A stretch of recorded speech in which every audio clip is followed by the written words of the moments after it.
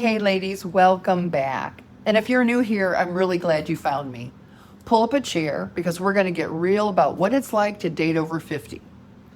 One of the biggest complaints that I hear from women is that they go on a lot of first dates, but then they never turn into second dates.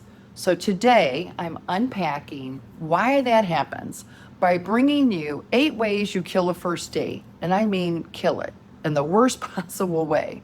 These are the mistakes and the landmines and the things we do, sometimes without even realizing it, that blow up a perfectly good evening before the breadbasket even hits the table. And yes, I may or may not be speaking from experience on that. I'm neither going to confirm or deny that, but let's get into it. Everyone knows that you're not supposed to talk about your ex. That's pretty common knowledge. But in fact, there are several different ways that you can really turn this into a therapy session. And I say this with so much love. Girl, he does not need your complete emotional history by the end of the appetizer. It's not necessary. But we have been through life and it's just gutted us. There's just so much we need to process, and that's real and that's valid. But a first date is not the place to do that. Sometimes it gets kind of sneaky. It kind of sneaks up on us, and it starts innocently enough because he just asks about your family. And then 10 minutes later, you're describing your family addiction struggles that would make a therapist take notes. Or he makes one really kind, offhanded comment like, "Oh, you really seem like you're someone who's been through a lot." And something in you just opens up. Now, this can happen because he seemed safe, because nobody has asked about you in a very long time and it feels good to be asked. That kind feeling that he gave you, that's exactly why you want to pace yourself. Think of a first date like a highlight reel, not a documentary. Share the things that light you up. Ask questions. Be curious about him. He has not earned the right to learn about the things that hurt you. Not yet. You want to save that deep stuff for when you get to know each other, a little bit at a time. Here's the truth. Oversharing is a warning sign, not just for him, but to yourself. If you find yourself sharing your entire emotional autobiography on the first date, ask yourself, am I actually ready to start dating right now? And there is no shame if the answer is no. There's wisdom in knowing yourself. Knowing yourself is an important aspect of what I teach as a dating coach for women over 50. My name's Michelle Burkhart. I help women navigate dating at this stage of life so that you can attract and date men that are going to love you the way you want to be loved. I really invite you to stay with me all through 8 of these because you are going to get some really great aha moments. It's really going to be great. So let's get back to our list. We're going to go with number 2. And if you want to take notes, feel free to do that.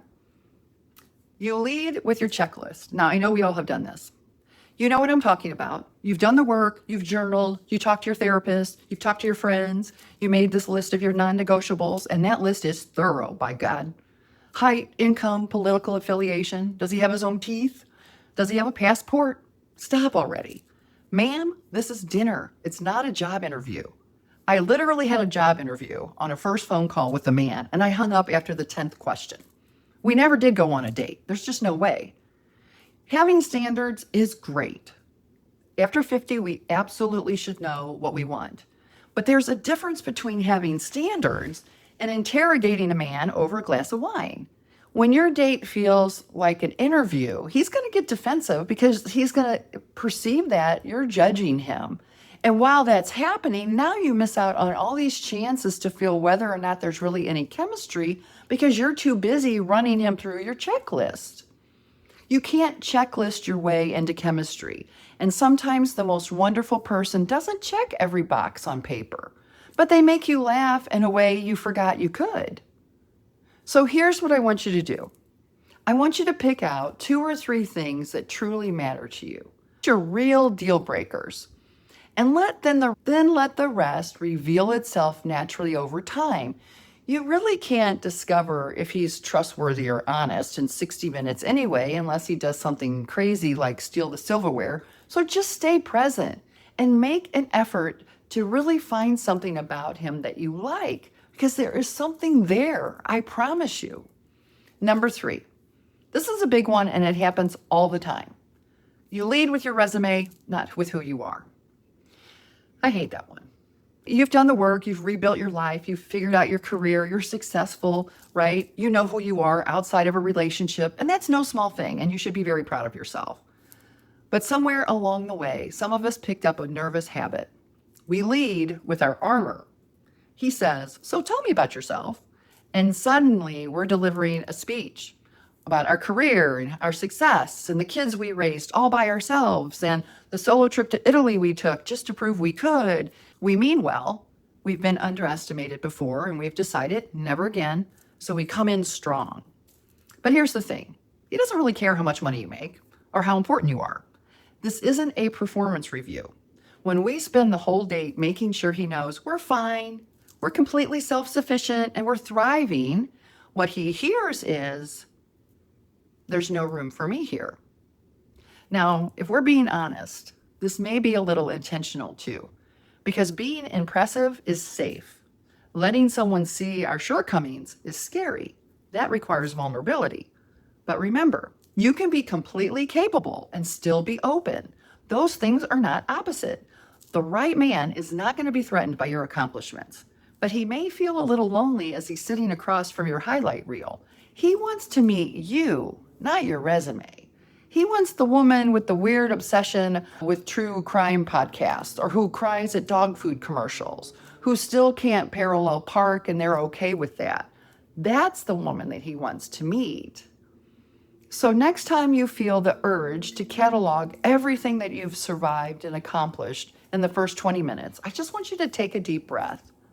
Just take a deep breath and get conscious and curious about him instead. Ask him something real. Listen like you mean it, like you want to know the answer. It's okay for you to be a little mysterious. You already know you're remarkable. You don't have to prove it to him. Just be warm, be curious, be the woman that you truly are when you're not trying to impress, right?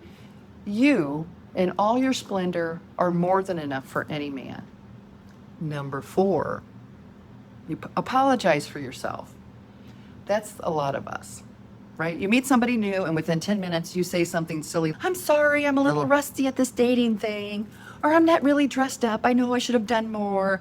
I'm a hot mess." I hate that. We make ourselves smaller before anyone has the chance to judge us. We do the critic's job for them. And I get it. Dating after 50 feels vulnerable in a way that we didn't expect. But I want you to understand this. You are not a consolation prize. You are not a damaged woman. You are a fully formed, beautifully complex woman with stories and strength and a whole lot to offer. The right person will see that as a gift, not as a burden. When you constantly minimize yourself, that's not humility. That's you being unkind to yourself. And to be honest, it actually makes your date uncomfortable because he doesn't know what to do. Should he argue with you? Should he reassure you? You turn yourself into a problem that needs to be solved instead of somebody that gets to be discovered. And that's the last thing that you are. So before your next date, I want you to practice saying this to yourself. Get in front of the mirror, say it out loud. "I am worth getting to know." And keep saying it until you believe it, because it's true.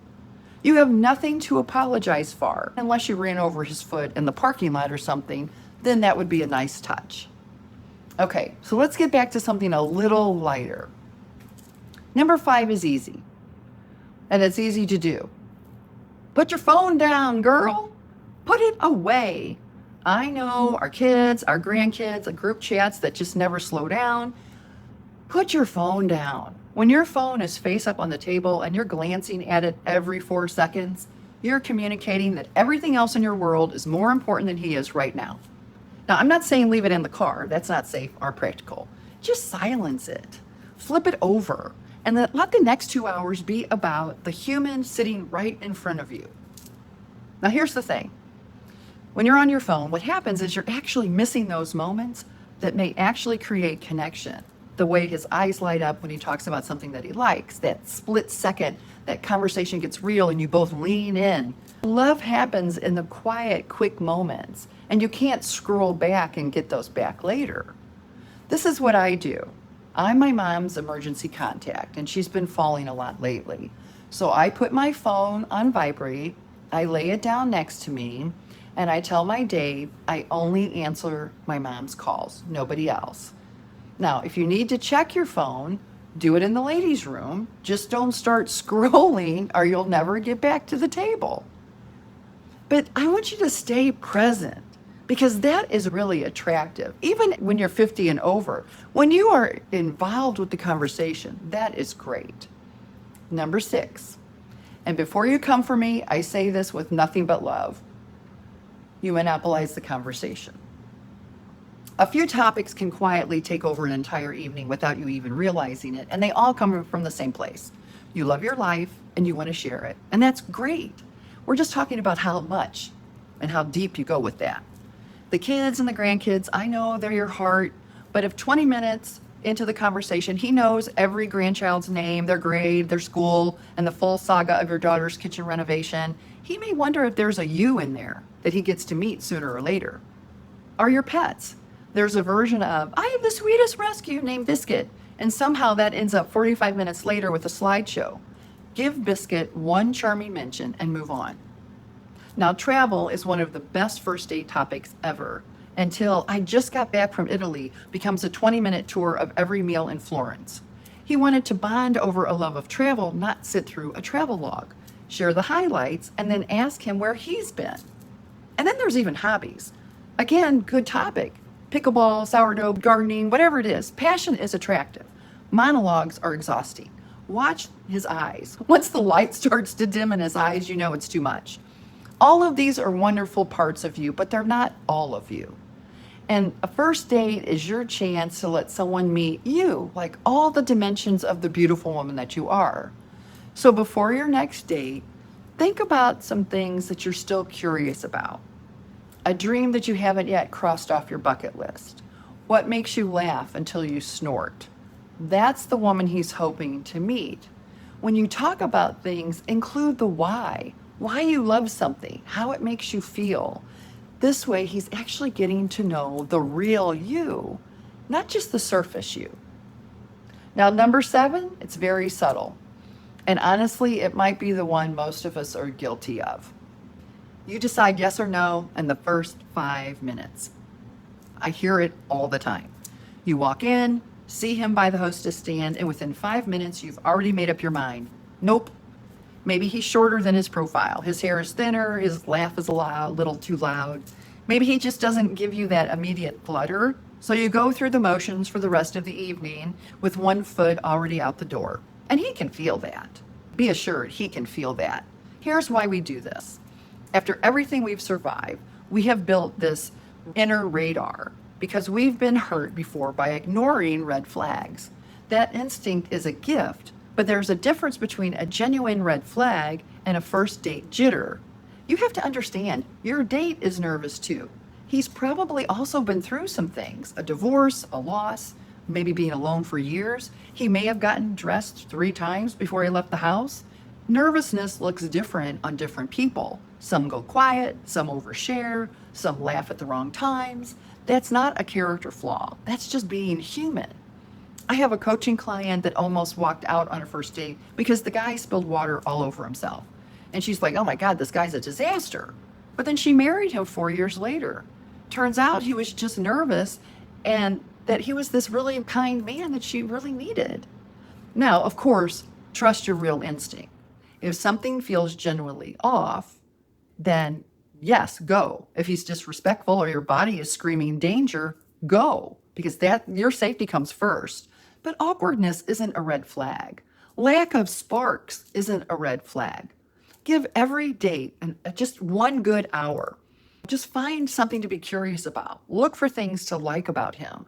Chemistry at our age doesn't come in like a bolt of lightning. Sometimes it kind of creeps in slowly into a random conversation, and you realize that you've been leaning forward the whole time. That's why I tell my coaching clients, unless he gives you the ick, give him 3 dates. If you still feel that way after the 3rd date, then you know for sure he's not for you. The goal isn't to talk yourself into somebody that you have 0 connection with. It's to stop talking yourself out of dating someone before you've given them a chance. And I know this happens all the time.